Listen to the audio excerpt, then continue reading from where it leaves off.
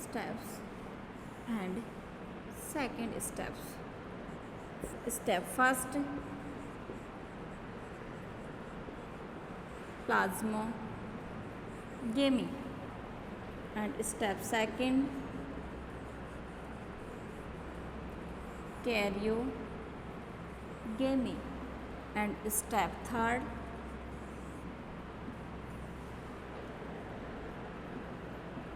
meiosis.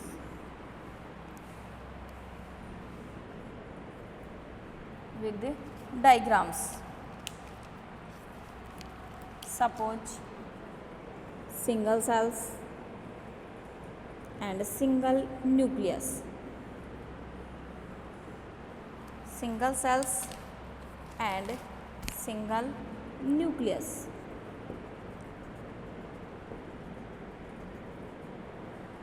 Single cells and single nucleus. Cytoplasma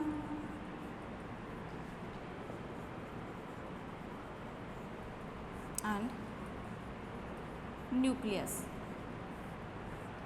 Cytoplasma and nucleus. जैसे ही ये sales एक दूसरे के कांटेक्ट में आती हैं,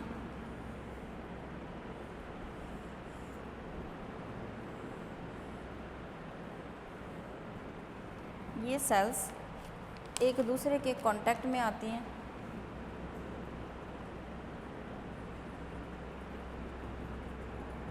तो सबसे पहले किसका फ्यूज़न करती हैं? अपने साइटोप्लाज्मा का फ्यूज़न करती हैं। सबसे पहले इस साइटोप्लाज्मा का फ्यूज़न करती हैं और जैसे ही साइटोप्लाज्मा का फ्यूज़न इनके अंदर होता है, ये इनके न्यूक्लियस, ये न्यूक्लियस और ये साइटोप्लाज्मा, दोनों ने क्या किया? साइटोप्लाज्मा को एक्सचेंज किया।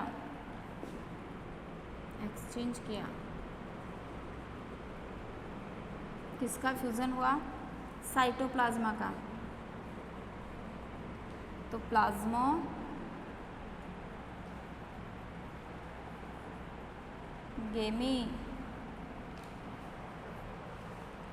नेक्स्ट अपन बात करते हैं कैरियोगेमी की।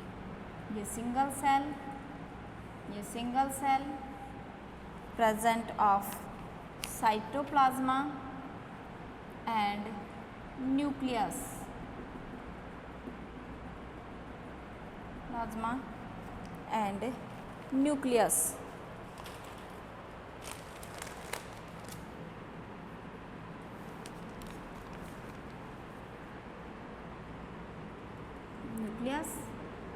Nucleus, cytoplasma and cytoplasma. So cells fusion are cytoplasma and then nucleus and then nucleus fusion. Nucleus or ये nucleus.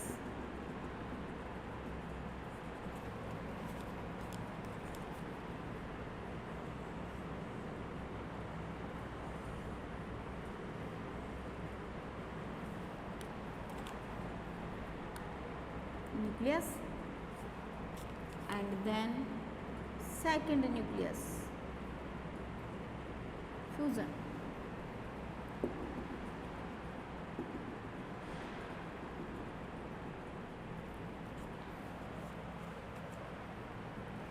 It is nucleus 2n.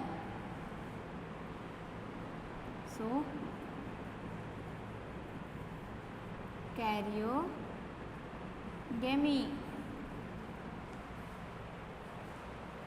and then meiosis.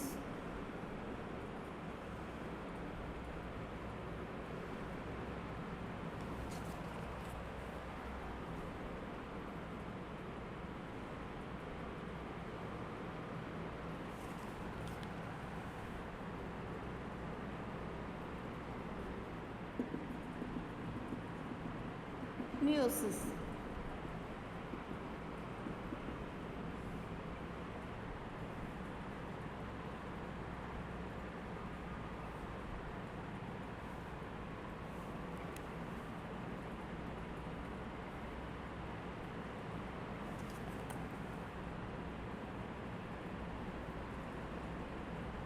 And then N nucleus.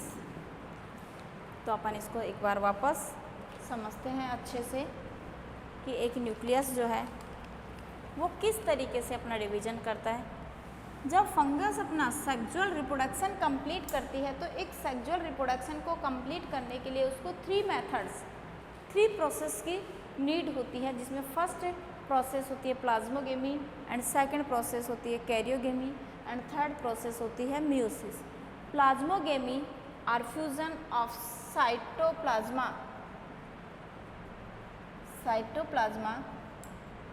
Fusion. जैसे single cell जैसे 2 sales हैं, दोनों में single nucleus present है, जब ये एक दूसरे के कांटेक्ट में आते हैं या सेक्सुअल रिप्रोडक्शन के लिए प्रिपेयर होते हैं तो उस टाइम इनके न्यूक्लियस और इनके साइटोप्लाज्मा एक दूसरे के क्या होते हैं, बिल्कुल कांटेक्ट में आ जाते हैं। कांटेक्ट में आते ही इनके बीच में एक ट्यूब लाइक स्ट्रक्चर बन जाती है, ये कॉन्जुगेशन ट्यूब कहलाती है। इस ट्यूब का नाम क्या होता है, कॉन्जुगेशन।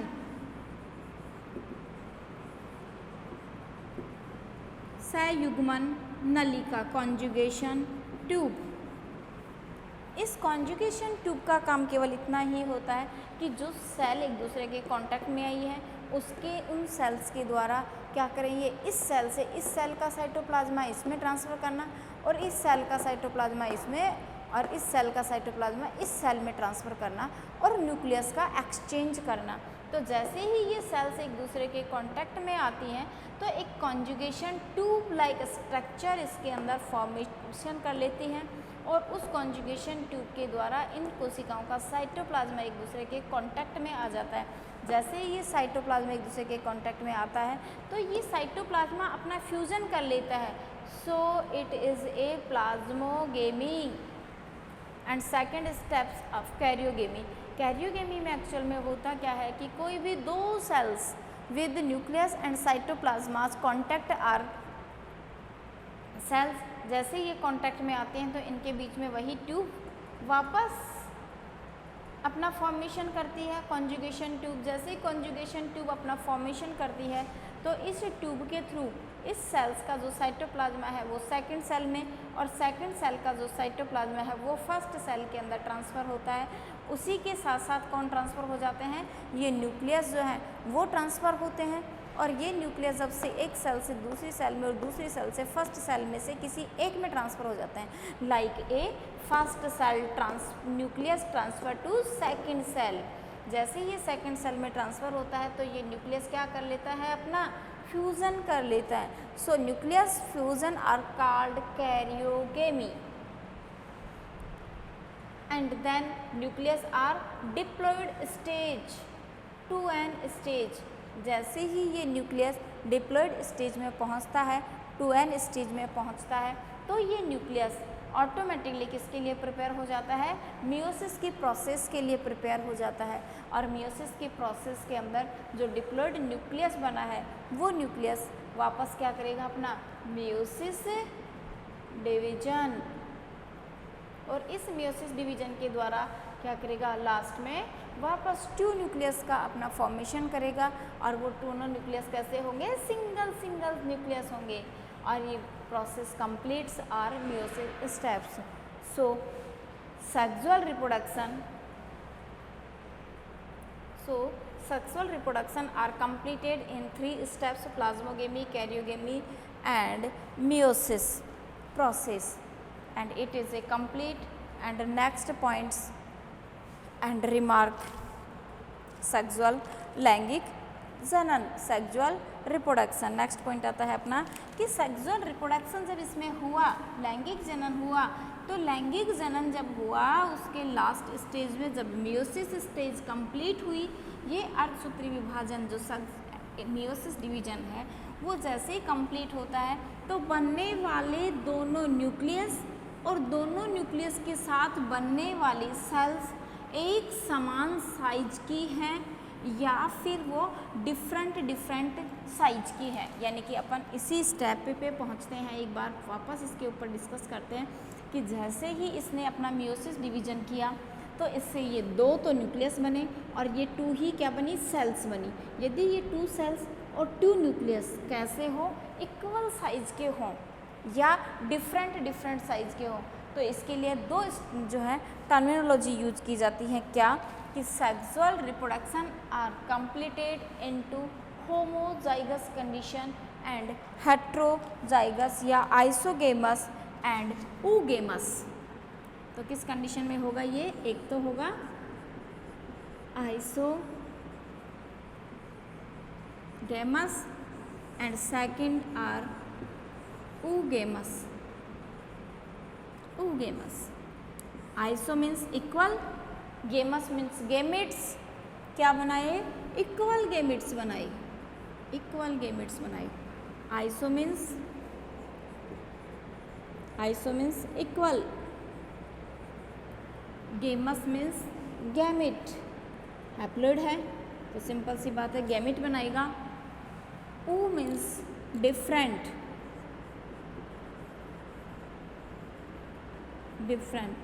Games means gamete. यानी कि मियोसिस डिवीजन के बाद में जैसे ही इसमें न्यूक्लियस बनते हैं, हैप्लोइड और सेल्स बनती हैं, यदि वो कैसी हो, इक्वल साइज की हो, इक्वल जेनेटिकल मटेरियल्स की हो, तब तो वो क्या कहलाएंगी, isogamous. And different size and different shapes and different genetical material are present, so it is called of oogamous types। यानी हम सिंपल भाषा में कहें कि एक मियोसिस डिवीजन जैसे ही सेल्स के अंदर होता है कैरियोगेमी के आफ्टर कैरियोसिस, तो जैसे ही कैरियोगेमी के बाद इसमें मियोसिस होता है तो 2 nucleus and 2 cells and 2 nucleus का फॉर्मेशन होता है। यदि ये 2 न्यूक्लियस क्या हो, सेम साइज के हो, सेम जेनेटिकल मटेरियल वाले हो एंड सेम सेल साइज हो, तब तो हम उसे क्या कहते हैं, oogamous। And different size and different shapes हो, तब वो क्या कहलाती है, oogamous। So sexual reproductions are completes into 2 types, oogamous and isogamous.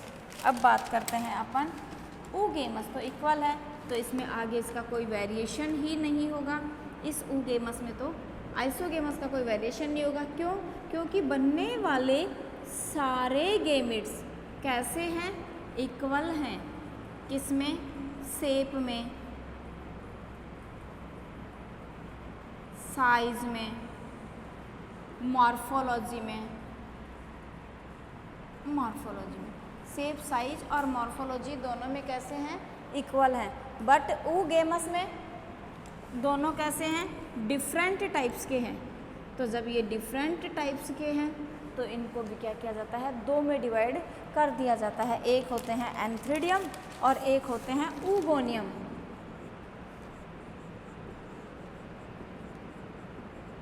एक एंथ्रीडियम और एक oogoनियम। तो इससे को भी क्या किया जाता है, 2 में डिवाइड कर दिया जाता है।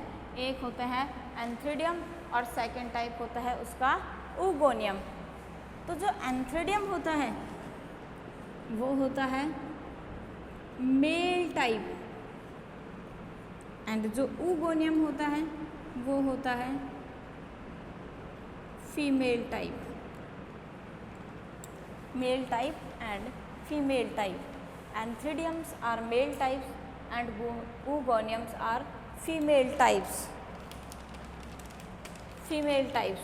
तो जैसे ही मियोसिस हुआ, सेल डिवीजन हुआ, न्यूक्लियस का डिवीजन हुआ, साइटोप्लाज्मा का डिवीजन हुआ, और यदि ये दोनों न्यूक्लियस क्या बने, different shape and different size के बनते हैं, तो इसे क्या किया जाता है, oogamous में डिवाइड कर दिया जाता है।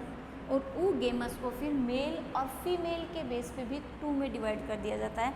एक होती है एंथ्रीडियम यानी कि मेल, एक होती है ऊगोनियम यानी कि फीमेल। जो ऊगोनियम होगी उसमें केवल क्या बनेंगे, फीमेल टाइप के स्पोर बनेंगे, और जो एंथीडियम होगी उसके अंदर क्या बनेंगे, केवल मेल टाइप के स्पोर बनेंगे। और लास्ट जो ऊगेमस है उसका आगे कोई डिवाइडेशन नहीं होगा, क्योंकि वो सारे शेप में, साइज में, मॉर्फोलॉजी में, जेनेटिकल मटेरियल में सब कैसे हैं, वो इक्वल हैं। सो इट इज़ नॉट डिवाइडेड। आज का टॉपिक जो है वो अपना केवल मैस्टिगोमाइकोटिना के जनरल कैरेक्टर्स के लिए है। कुछ जनरल कैरेक्टर्स और हैं जिनके लिए अपन कल जो है नेक्स्ट अपने एपिसोड के अंदर और डिस्कस करेंगे। और इसके बाद में आता है कि mastigomycotinas according to Ainsworth and divided into three parts, chytridiomycetes, hypochytridiomycetes and hymeniums. So today topic is general characters of Mastigomycotina, and the next topics are discussed the second या last next episodes. Thanks for today class.